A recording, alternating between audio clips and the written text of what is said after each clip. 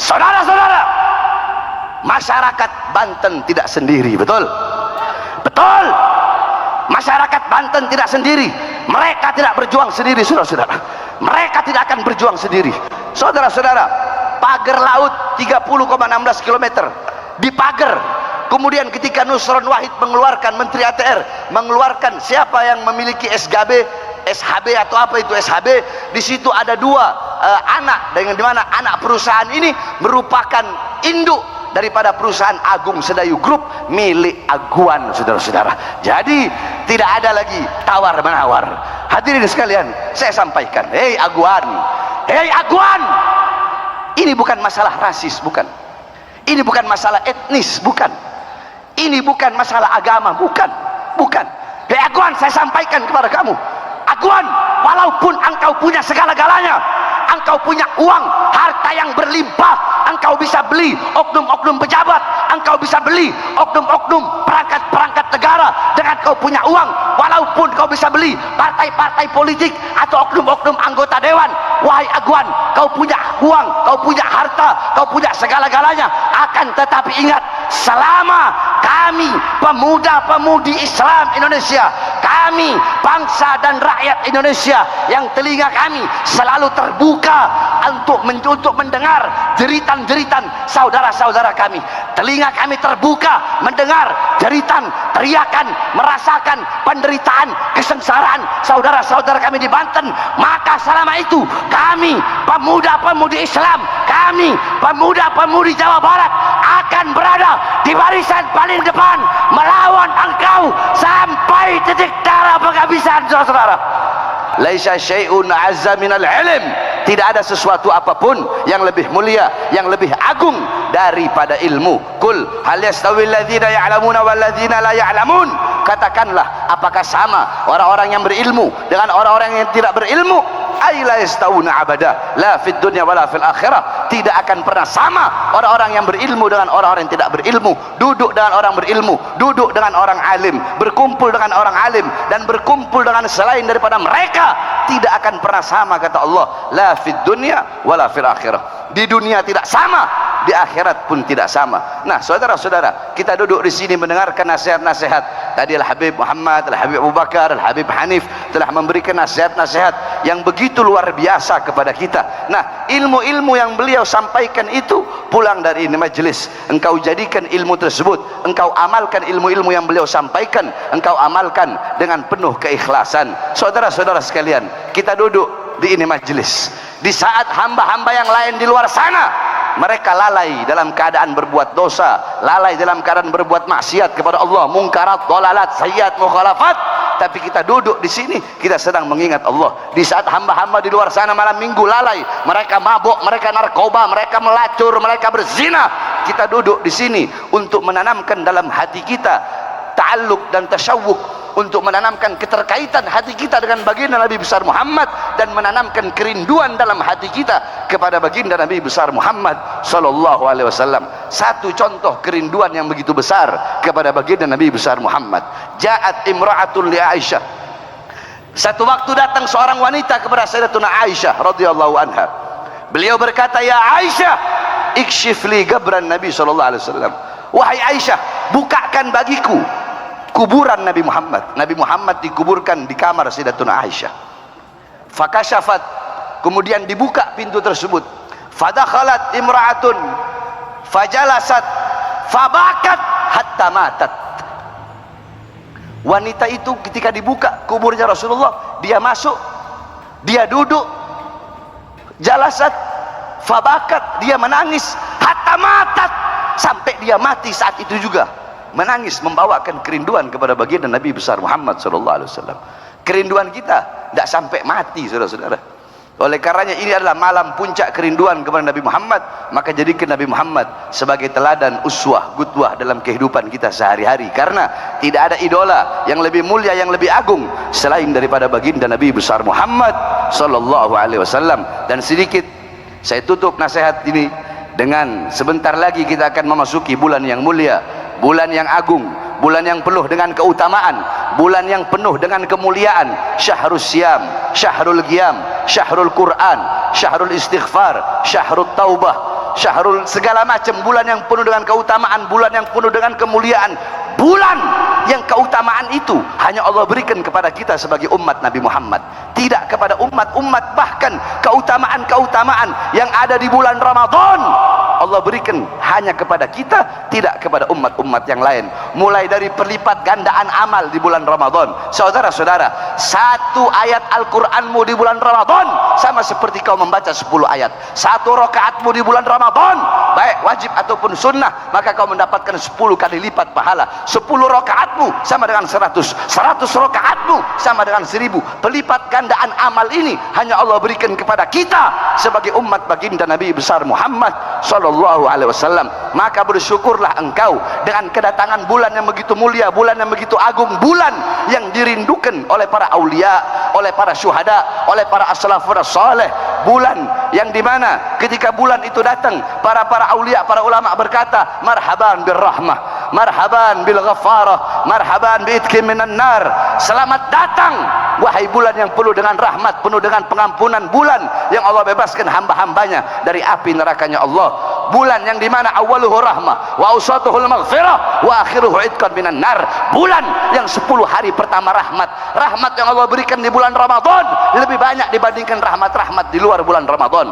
Maghfirah di hari 10 hari kedua yang Allah berikan kepada umatnya di bulan Ramadan lebih banyak dibandingkan pengampunan-pengampunan di bulan-bulan yang lainnya. Maka sebelum masuk bulan Ramadan, tadhirul qulub, tazkiyatun nufus, bersihkan kau punya hati, sucikan kau punya jiwa, karena Ramadan adalah bulan peperangan. Loh, kok bisa Ramadan adalah bulan peperangan? Ya, Ramadan adalah bulan peperangan. Ketika Rasulullah pulang dari perang, Rasulullah berkata kepada para sahabat, raja'na min jihadil asghar ila jihadil akbar. Kita telah pulang dari perang yang kecil menuju perang yang besar. Sahabat bertanya, apakah ada perang yang lebih besar ya Rasulullah? Ya, ada perang yang lebih besar, yaitu berperang melawan musuh yang tidak tampak, berperang melawan musuh yang ada dalam dirimu, berperang melawan musuh yang terbesar. Apa itu? Yaitu jihadun nafas, berperang melawan hawa nafsu, berperang melawan syahwat. Saudara-saudara, tuba liman kana akluhu amira wa hawahu asira, fawailul liman kana akluhu asira wa hawahu amira. Sungguh beruntung, sungguh berbahagia bagi orang-orang yang akalnya menjadi raja sedangkan nafsunya menjadi budak, dan sungguh celaka bagi orang-orang yang akalnya menjadi budak dan nafsunya menjadi raja. Saudara-saudara, kita manusia Allah ciptakan sempurna. Malaikat punya akal, tidak punya nafsu. Makanya malaikat tidak pernah berbuat dosa kepada Allah, tidak pernah melawan perintah Allah, selalu taat, selalu patuh, selalu tunduk kepada Allah. Kenapa? Malaikat Allah ciptakan akal, tidak punya nafsu.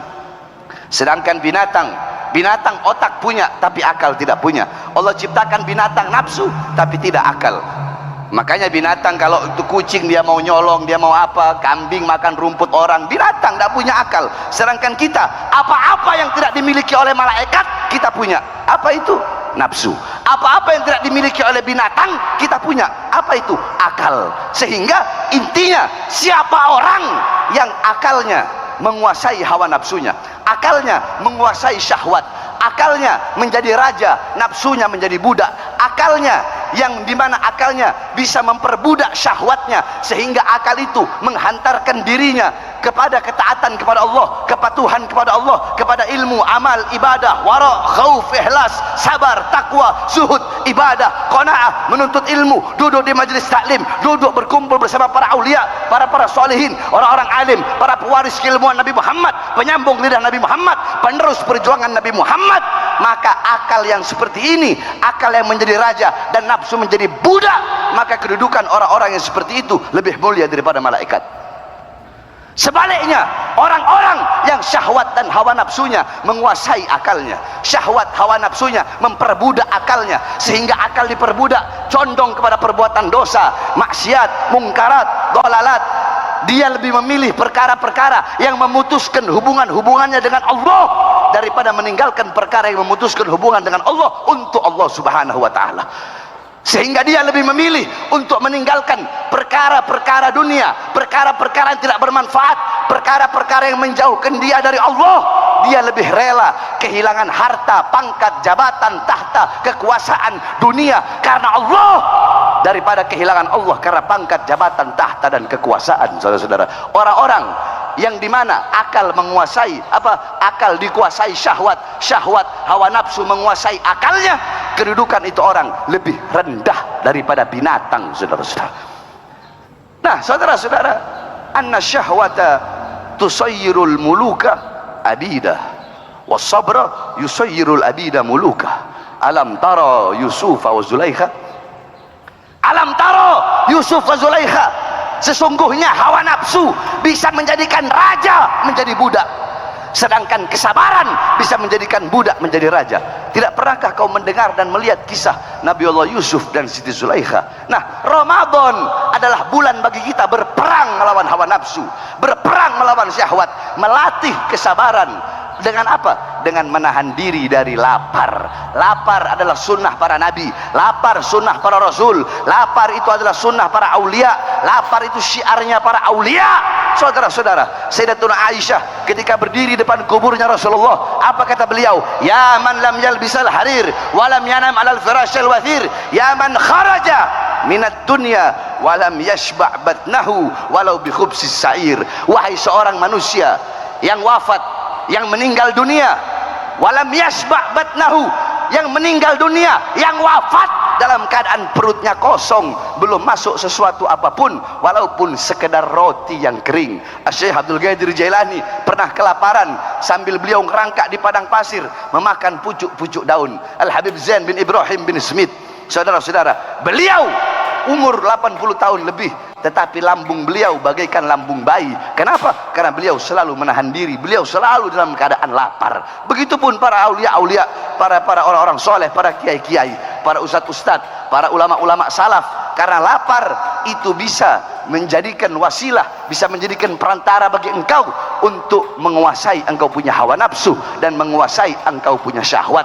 Makanya banyak orang sekarang ini, mereka puasa bukan enggak, mereka puasa bukan enggak, mereka puasa, tetapi kita tidak tahu apa intisari daripada puasa. Puasa itu bukan hanya nahan diri, ente gak lapar, ente gak makan, ente gak minum, ente gak melakukan perkara-perkara yang membatalkan puasa. Itu bukan itu. Intisari puasa bukan hanya mempuasakan diri ente dari lapar dan haus, tapi lubabus saum, ya, intisari puasa adalah engkau mempuasakan seluruh anggota tubuhmu, jawarihmu, zahir dan batin dari perkara-perkara yang diharamkan oleh Allah Subhanahu wa taala.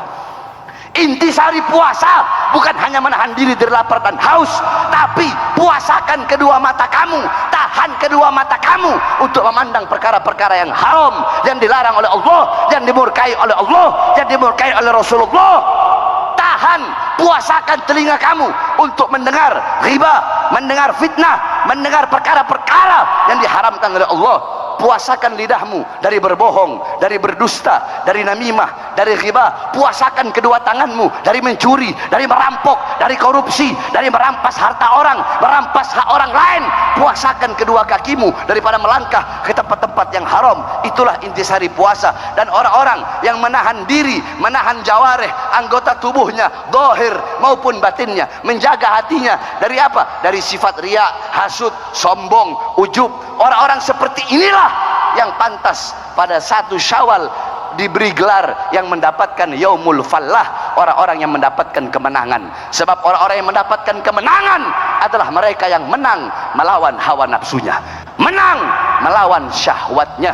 Maka saya wasiatkan kepada engkau semua, sebelum memasuki bulan Ramadan, bersihkan kau punya hati, bersihkan kau punya jiwa, agar kau masuk bulan Ramadan dalam keadaan mulia, keadaan agung, keadaan suci, dipandang oleh Allah dengan pandangan kasih sayang. Hidupkan siang hari dengan beribadah, malam hari dengan beribadah, karena belum sampai kita bakal nanti ke Ramadan tahun depan. Jangankan Ramadan tahun depan, Ramadan besok saja belum tentu kita sampai, saudara-saudara. Maka persiapkan diri kita dari sekarang untuk memasuki bulan Ramadan, agar masuk bulan Ramadan dalam keadaan suci, keluar lebih suci dari sebelumnya. Masuk bulan Ramadan dalam keadaan baik, keluar lebih baik daripada sebelumnya. Dan kita juga berdoa kepada Allah Subhanahu wa taala agar demi keberkahan dan keutamaan sebentar lagi masuk bulan Ramadan, semoga segala macam ketidakadilan, segala macam kezoliman, segala macam kehancuran, segala macam fitnah, segala macam kerusakan-kerusakan yang menimpa bangsa, yang menimpa negara, yang menimpa NKRI, yang menimpa rakyat,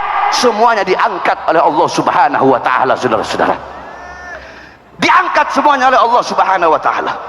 Kenapa? Karena ketika ada kemungkaran, ketidakadilan, hanya sedikit dari para ulama-ulama, habaib-habaib, kiai-kiai sedikit yang mengangkat, yang menyampaikan, yang memberikan nasihat kepada mereka. Habib Muhammad, Habib Hanif, kiai-kiai, bisa dihitung habib dan kiai yang menyampaikan, yang bagaimana melawan ketidakadilan. Bagaimana Habib Muhammad, Habib Hanif, Habib Rizik, kemudian kiai ini, para kiai-kiai. Sedikit sekali kalau mau dibandingkan dengan banyaknya habaib dan kiai yang ada di Indonesia. Tapi sedikit sekali yang berani menyuarakan kebenaran untuk melawan kezaliman dan ketidakadilan yang menindas rakyat Indonesia. Oleh karenanya, terakhir sebelum saya tutup, ingin saya sampaikan, saudara-saudara sekalian yang dimuliakan oleh Allah, saya sampaikan pada malam hari ini, saudara-saudara, masyarakat Banten tidak sendiri. Betul? Betul. Masyarakat Banten tidak sendiri. Mereka tidak berjuang sendiri, saudara-saudara. Mereka tidak akan berjuang sendiri. Saudara-saudara, pagar laut 30,16 km dipagar. Kemudian ketika Nusron Wahid mengeluarkan, Menteri ATR mengeluarkan siapa yang memiliki SHB atau apa itu SHB, di situ ada dua anak, dengan dimana anak perusahaan ini merupakan induk daripada perusahaan Agung Sedayu Group milik Aguan, saudara-saudara. Jadi tidak ada lagi tawar menawar. Hadirin sekalian, saya sampaikan, hei Aguan, ini bukan masalah rasis, bukan. Ini bukan masalah etnis, bukan. Ini bukan masalah agama, bukan. Hei Aguan, saya sampaikan kepada kamu, Aguan, walaupun engkau punya segala-galanya, engkau punya uang, harta yang berlimpah, engkau bisa beli oknum-oknum pejabat, engkau bisa beli oknum-oknum perangkat-perangkat negara dengan kau punya uang. Walaupun kau bisa beli partai-partai politik atau oknum-oknum anggota dewan, wahai Aguan, kau punya uang, kau punya harta, kau punya segala-galanya, akan tetapi ingat, selama kami pemuda-pemudi Islam Indonesia, kami bangsa dan rakyat Indonesia yang telinga kami selalu terbuka untuk mendengar jeritan-jeritan saudara-saudara kami, telinga kami terbuka mendengar jeritan, teriakan, merasakan penderitaan, kesengsaraan saudara-saudara kami di Banten, maka selama itu kami pemuda-pemudi Islam, kami pemuda-pemudi Jawa Barat akan berada di barisan paling depan melawan engkau sampai titik darah penghabisan, saudara-saudara.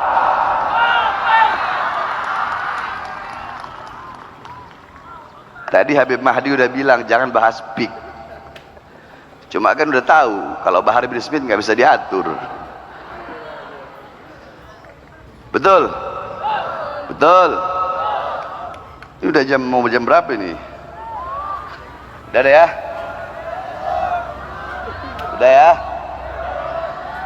Saya nggak mau nanti sampai ada yang megang-megang kaki saya begini lagi ntar, kayak Ustadz tadi itu. Harusnya Ustadz tadi itu ditambahin lagunya itu, topi saya bundar. Tapi Masya Allah itu dzikroyat agar kita bisa mengenang masa-masa kecil kita. Sebab orang sekarang sibuk main handphone. Bahkan yang tua-tua ini, yang anak-anak kecil zaman sekarang sibuk main handphone, mereka nggak tahu lagu-lagu zaman dulu. Betul? Tadi saya bilang, ini Ustadz apa ini? Kenapa kok nyanyi pelangi? Tapi pas di dalam saya panggil Ustadz itu, Ustadz Semar Maisem, Ustadz sini. Anak nggak mau ngomong belakang. Antum kenapa nyanyi pelangi itu? Tapi nggak apa, sudah dzikroyat biar kita bisa mengenang masa-masa kecil lagi kita lagi. Mudah-mudahan Ustadz jadi panjang umur insyaallah. Sebab saya bukan tipe orang yang ngomong belakang.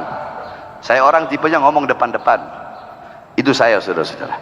Mudah-mudahan tidak pulang kita dari majelis ini kecuali Allah ampuni dosa-dosa kita. Dan ingat, pemerintah Kota Bogor khususnya dan pemerintah Jawa Barat wajib untuk mengapresiasi dan berterima kasih kepada Majelis Syababul Khair yang dipimpin oleh Habib Mahdi. Kenapa? Karena dengan adanya majelis seperti ini, Bogor turun rahmat dari Allah. Jadi wajib, Beb, mau wali kotanya, mau gubernurnya, walaupun nggak sepemahaman sama kita, wajib dia si Deddy Mulyadi itu untuk memberikan apresiasi atas majelis-majelis seperti ini.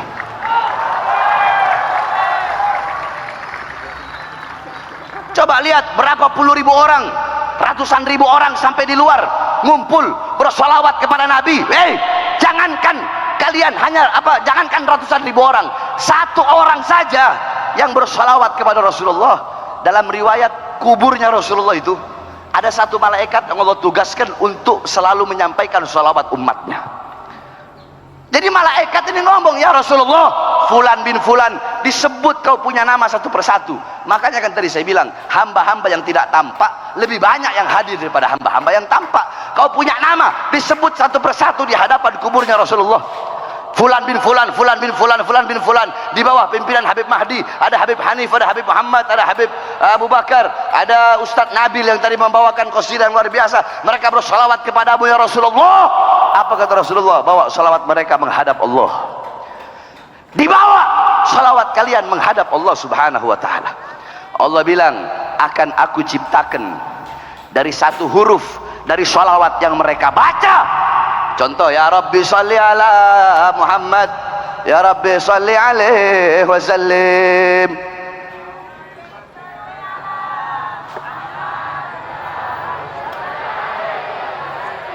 Ya Rabbi salli ala Muhammad waftah minal khairi kulla mughlaq.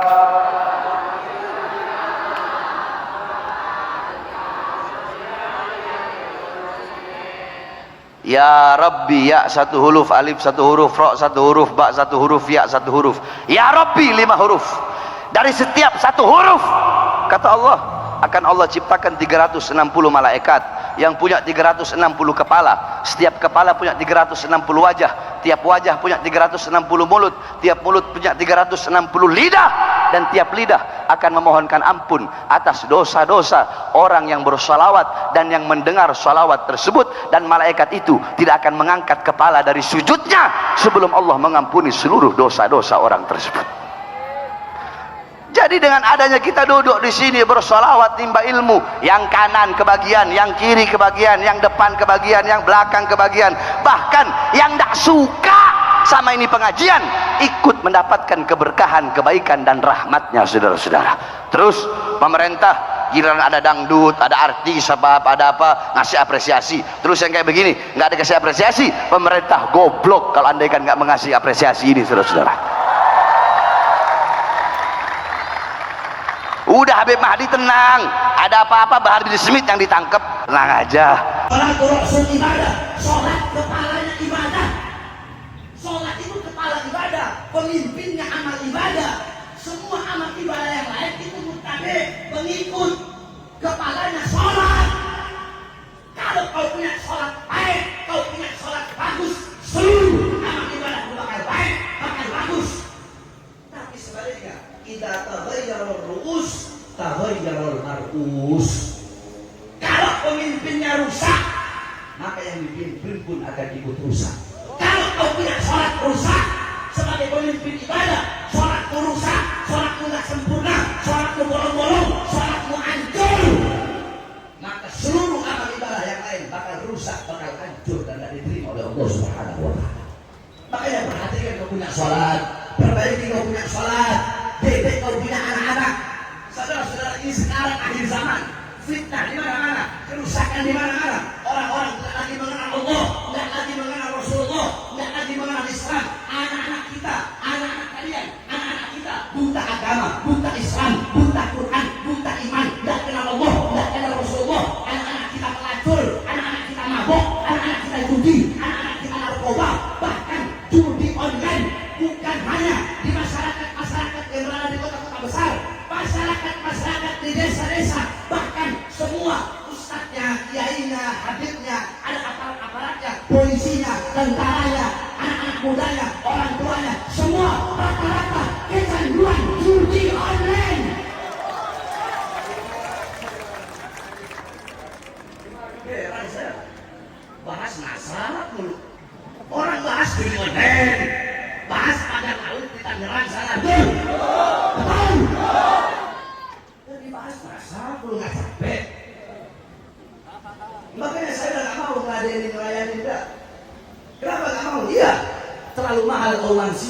untuk meladeni gonggongan perajaan jumlah. Saudara-saudara, kalian tahu, saya datang kemari bawa anak saya, Ali, yang di sini, umur 6 tahun. Saya bawa Alia, Gajira, mereka lagi libur sekolah. Saya dengar kemarin katanya, Beb, ada yang nolak. Saya datang bawa anak-anak saya untuk membuktikan bahwa saya tidak bisa diancam oleh siapapun. Buktinya apa? Mau diancam, mau turun ke jalan. Saya bawa anak-anak saya. Apakah terlihat wajah saya seperti wajah orang yang ketakutan? Hah? Terlihat seperti wajah yang terkena ancaman? Tidak. Justru saya sampaikan kepada mereka, saya tunjukkan kepada mereka bahwa saya bawa anak-anak saya anggap ancaman mereka sebagai hiburan untuk anak-anak saya berlibur saja. Bahkan saya tidur nyenyak. Loh, Habib kok bisa tidur nyenyak? Ditolak, jadi tapi tidur nyenyak. Ya, saya tidur nyenyak. Kenapa? Karena 1 juta teriakan domba tidak akan mengganggu tidurnya seekor singa, saudara. Jangan ajarkan saya tentang provokasi, jangan. Kalian bilang saya provokasi. Oke, saya jelaskan sekarang. Saudara-saudara, saya 13 kali masuk penjara. Saya keluar masuk penjara, baru bebas 1 hari, langsung dibawa ke Nusa Kambangan. Bebas dari lapas Gunung Sindur, belum 1 bulan masuk lagi kasus KM50, saudara-saudara. Jadi jangan. Saudara-saudara, saya dibilang provokasi, dibilang pemecah belah. Sekarang saya tanya, Anda masyarakat Malang, jawab yang keras. Saya bebas dari lapas Gunung Sindur itu siang tahun 2021. Kalian dengar? 2021 saya bebas. Siang saya keluar, malamnya ngumpul semua. Kiai-kiai, ustaz-ustaz, umat ngumpul nyambut saya. Saya bilang dalam hati, ini kalau saya ceramah, pasti saya ditahan. Tapi gak apa-apa, ada risiko perjuangan. Saya bilang, nah pertanyaannya, apa isi ceramah saya yang membuat saya ditahan lagi? Kan itu pertanyaannya. Apa isi ceramah saya yang dibilang provokasi, yang dibilang meresahkan? Pertanyaannya, isi ceramahnya apa? Kan itu. Mau tahu? Ibu mau tahu nggak? Mau tahu?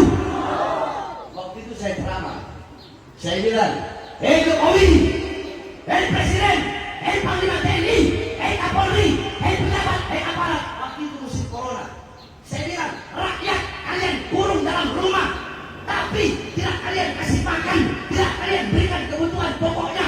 Kalian mau bikin hidup rakyat atau mau bikin mati rakyat? Saya tanya, itu provokasi? Jawab, provokasi. Provokasi. Itu meresahkan? Atau pembelaan? Atau pembelaan? Jawab yang jujur. Kalau provokasi, bilang provokasi. Hah? Siapa yang saya bela? Siapa yang saya bela? Yang kedua, saya bilang, hei para pejabat, hei para aparat, berapa banyak warung-warung kecil, warung-warung Sunda, warung-warung Betawi, warung-warung Batak, warung-warung Jawa, kalian tutup di masa corona, tapi perusahaan-perusahaan besar, perusahaan-perusahaan asing tetap buka di masa corona. Itu provokasi? Meresahkan? Terus apa? Apa? Apa? Siapa yang saya bela? Siapa yang saya bela? Yang ketiga saya bilang, hei pejabat, hei aparat, hei para pemangku kekuasaan, hei para anggota dewan. Berapa banyak pemuda-pemuda yang pengangguran di masa corona? Pemuda-pemudi banyak yang pengangguran, tetapi tenaga kerja dari asing terus kalian kirim dari Cina ke daerah Wali-Wali, apa ke daerah Morowali. Padahal lagi musim corona, pengangguran banyak, tapi tenaga kerja kalian kirim dari Cina. Itu provokasi? Provokasi? Meresahkan? Terus apa? Apa? Apa? Besok malamnya saya dibawa lagi, langsung ke Nusa Kambangan.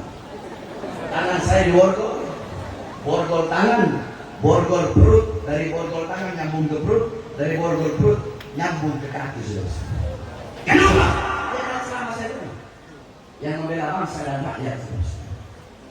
Yang saya bela rakyat, yang saya bela masyarakat, masyarakat yang susah, masyarakat yang kelaparan, masyarakat yang dibohongi oleh para penguasa-penguasa pecat, penguasa-penguasa biadab, masyarakat yang kelaparan, masyarakat yang diberikan janji-janji palsu. Yang saya bela masyarakat rakyat yang susah, yang kelaparan, yang menderita. Oleh karenanya, bagi saya, untuk bangsa, untuk rakyat, untuk NKRI, untuk Indonesia, untuk merah putih, jangankan di penjara, nyawa saya, jiwa saya, darah saya, murah harganya, tumpah untuk bangsa dan rakyat Indonesia, saudara. Kalian apa yang sudah kalian bikin buat bangsa dan rakyat ini? Jadi jangan ajari saya tentang provokasi. Saya tanya, selama saya berurusan ini, pada 5 menit, sahabat Isra Mi'raj tadi, ilmu bukan? Ilmu bukan? Jadi jangan. Makanya kalau melihat isi ceramah saya, itu lihat yang penuh. Jangan hanya melihat dengan mata hasut, dengan mata iri, dengan mata dengki, dengan mata kebencian. Saya sampaikan kepada kalian, sampai kiamat kalian ingin menghancurkan Ba'alawi, ingin menghancurkan para habaib. Demi Allah, kami para habaib, semakin kalian tempat, kami bagaikan besi yang akan semakin panas dan menjadi perang yang terhubung semuanya pahlawan. Jangan. Saya ceramah dengan rakyat tanggal 20 Oktober, pas pelantikan Prabowo. Saya ceramah di Lampung, saudara-saudara. Banyak yang ngomong begini, Habib Bahar, kalau Prabowo jadi presiden, bakal keok, bakal takut, nggak berani lagi kritik pemerintah. Banyak yang ngomong. 20 Oktober, pas pelantikan Prabowo, apa saya bilang? Prabowo, jika engkau mengeluarkan kebijakan-kebijakan yang menguntungkan rakyat, yang membahagiakan rakyat, kami rakyat akan dukung penuh 1000%. Betul? Kalau Prabowo kabinetnya, pemerintahannya pro kepada rakyat, dukung apa tidak? Wajib kita sebagai rakyat untuk mendukung, membantu program-program pemerintah yang menguntungkan rakyat. Tapi ada belakangnya, ntar dulu. Saya bilang, tapi kalau sampai Prabowo dan pemerintahnya engkau mengeluarkan kebijakan-kebijakan yang menyengsarakan rakyat, yang memiskinkan rakyat dan menguntungkan asing, maka akan saya lawan kalian sampai titik darah penghabisan. Allahu Akbar. Indonesia merdeka.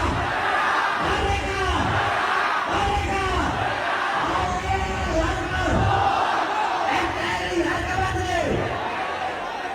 Merah putih harga mati. Pancasila harga mati. Allahu Akbar. Jangan kalian mau meragukan nasionalisme saya, jangan. Kayak ayah yang ngajarin ayah, musola jangan ngajarin masjid. Paham? Jadi saudara-saudara sekalian yang dimuliakan oleh Allah, Pilpres sudah selesai, betul? Pilkada sudah selesai, betul? Kalau ada yang kemarin berantem gara-gara beda pilihan presiden, beda pilihan gubernur, beda pilihan bupati, banyak kan di sini? Sekarang saatnya kita bersatu, betul? Tidak ada lagi saling menghina, saling mencaci, saling memaki. Kita sesama umat Islam harus bersatu dengan satu. Kita disatukan dengan apa? Ukhuwah. Kita disatukan dengan ukhuwah Islamiyah.